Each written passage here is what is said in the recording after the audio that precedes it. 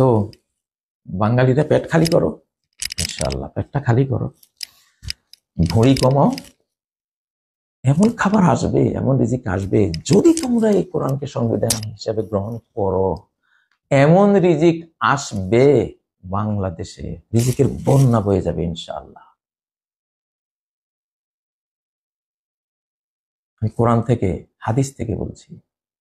সূরা আরাফের 96 নম্বর আয়াত, ওয়ালাউ আন্না আহলাল কুরআন আমানু ওয়াত্তাকাউ, জনপদবাসীরা যদি আমার প্রতি বিশ্বাস রাখতো আর আমার দেয়া যদি জীবন বিধান অনুসারে হারাম হালাল ন্যায় অন্যায় বাছ বিচার করে চলতো, লাফাতাহনা আলাইহিম বারাকাতিন, আমি খুলে দিতাম বরকতের প্রবৃদ্ধির নিয়ামতের রাস্তাগুলো, গেটগুলো, মিনাস সামা, আকাশ থেকে, ওয়াল আরদ, জমিন থেকে। আল্লাহু আহলাল কিতাবে আমানু ওয়াত্তাকাউ, যদি আহলুল কিতাবরা, ইনজিলওয়ালারা অর্থাৎ খ্রিস্টানরা, তাওরাতওয়ালারা, ইহুদিরা, জাবুরওয়ালারা, সাবাইরা বা মান্দাই ধর্মের লোকেরা, ইসলাম ধর্মের কোরআনওয়ালারা, এই কিতাবওয়ালারা যদি আহলাল কিতাবে, যদি আহলুল কিতাবরা, কিতাব আমি যাদেরকে দিয়েছি, এই সংবিধান যে দিয়েছি 104টি সংবিধান আমি যাদেরকে দিয়েছি, এরা যদি আমার এই বিধানগুলো মানত, এই সংবিধান অনুসারে চলতো, তাহলে কি হতো?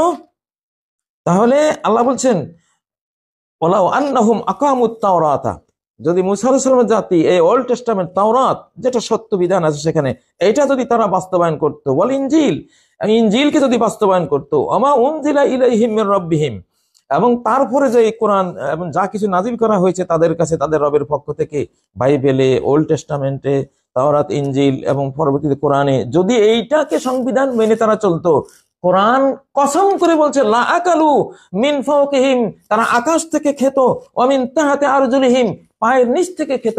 আকাশ জমিনের বরকতের, নিয়ামতের, প্রবৃদ্ধির সমস্ত দুয়ার আমি খুলে দিতাম তাদেরকে। এটা সূরা আল মাইদার কত নম্বর আয়াত? 66 নম্বর আয়াত।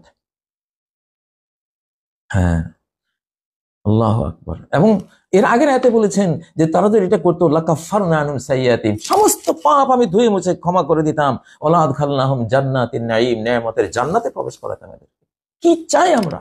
এমন সংবিধান তো সংবিধান হওয়া উচিত যেটা পড়লে 10 নেকি 10টি পুণ্য, বুঝে পড়লে 20টি পুণ্য, মুখস্থ করলে যত আয়াত পড়বেন ততটা জান্নাত।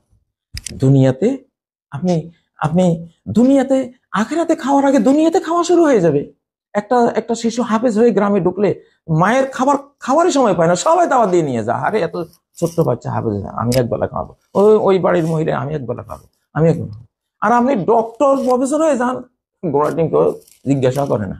হ্যাঁ, কোরআন হলো খাওয়ার কিতাব, আসমানি 104টি কিতাবে রিজিকের কিতাব, নূর, আলোর কিতাব, নিরাপত্তার কিতাব, মনের শান্তির কিতাব, পারিবারিক শান্তির 104টি বিধান, 104টি সংবিধান, সমাজকে সুন্দর করার 104টি আসমানি সংবিধান। হ্যাঁ, হযরত হালিমা কোরআনের শিশু কোলে নিয়েছেন মাত্র, তার বাবা নাই, জানে টাকা পয়সা দিতে পারবে না, হালিমার বুকে দুধ ছিল না, শিশুকে কোলে নেওয়ার সাথে সাথে দুধের জোয়ার বয়ে গেল, কোরআনের শিশু। এই জন্য বলছি বাঙালি পেট খালি করো। হালিমার যে উষ্টি ছিল সবচেয়ে দুর্বল, আসার সময় সবার পিছিয়ে পড়েছে, কোরআনের শিশুকে তুলে নেওয়ার সময় সাথে সাথে সমস্ত তরুণ তরুণী উট উষ্টিকে ফেলে সবার আগে চলে গেছে। বাড়িতে গিয়ে দেখে যে হালিমার বাড়িতে তার যে মেষ, দুম্বা, এগুলিতে দুধ থাকতো না। আজকে দেখে যে ওলানের মধ্যে দুধ এমন হয়েছে যে মাটিতে ছেঁচাচ্ছে সেগুলো। এরপরে গোটা আরব বিশ্বের কি হলো? এই কোরআনের কারণে গোটা আরব বিশ্ব সেই যে ধন সম্পদ পেয়েছে। আজও আরব বিশ্বে আমরা চাকরি করতে আসি কেন আরব দেশে এসে পড়ে আছি? এই কোরআনের বারাকা তাদেরকে আল্লাহ দিয়েছে। এবং গোটা মুসলিম বিশ্বে কেন এত খনিজ সম্পদ? বিশ্বের সবচেয়ে বেশি সম্পদ কেন? কোরআন। খাওয়ার সংবিধান এবার আছে, এই সংবিধানে ভিক্ষার ঝুলি নিতে হবে না। 72 সংবিধান, 72 সংবিধানে ভিক্ষার ঝুলি নিয়েছিলাম আমরা, এই বাংলাদেশিরাই। এমন সংবিধান রচনা করা হয়েছিল 72 সংবিধান। কাক, কুকুর আর মানুষ একসাথে ডাস্টবিনে খেয়েছে, মানুষ বমি করেছিল গাড়িতে, আরেকজন ক্ষুধার মরণপণ আঘাতে মরণাপন্ন করার মতো সে ক্ষুধার তোড়ে ওই বমি চেটে জীবন রক্ষা করেছিল, আমাদের চোখে দেখাতো। আর কোরআন যখন সংবিধান হবে, আপনি আপনার কোটি টাকা নিয়ে আপনি আরব বিশ্বের মতো সারা বাংলা ঘুরবেন, কেউ জিজ্ঞাসা করবে না, ইনশাআল্লাহ আসবে আসবে। আয়নাঘর আর হবে না, কোরআন দিলে আর আয়নাঘর হবে না। কেমনে হবে? কোরআন দিলে আয়নাঘর কেমনে হবে? যখন সে এই বিধানে পড়বে যে একটা লোককে যদি আমি একটা কটু কথা বলি, লাঠি দিয়ে একটা আঘাত করি, কোরআনে এটা ইসলামে আছে যে যারা লাঠি দিয়ে মানুষকে পিটায় তারা জাহান্নামী। সহিহ মুসলিমের হাদিস। সিনফানে মিন উম্মতি লাম আরহুমা, আমি আমার উম্মতের দুই দল লোক, এরা আসে নাই, আমার যুগে নাই, এরা সামনে আসবে, এরা জাহান্নামী, এরা মানুষকে পিটায়, ইয়াদরিবুনা বিহান নাস, গরুল নাজের মতো মোটা মোটা লাঠি এদের হাতে থাকে, মানুষকে পিটায়, এরা জাহান্নামী। আর পিটাবে, আপনি পিটা খাবেন পুলিশ বাহিনীর? যে একটা লোককে, একটা গোলামকে, কৃতদাসকে একটা থাপ্পড় দিলে তাকে মুক্ত করে দেওয়া ইসলামে আবশ্যকীয় বিধান। কেন থাপ্পড় দিয়েছে তুমি? আর আপনারা থানায় নিয়ে কিভাবে পিটান গরু ছাগলের মতো?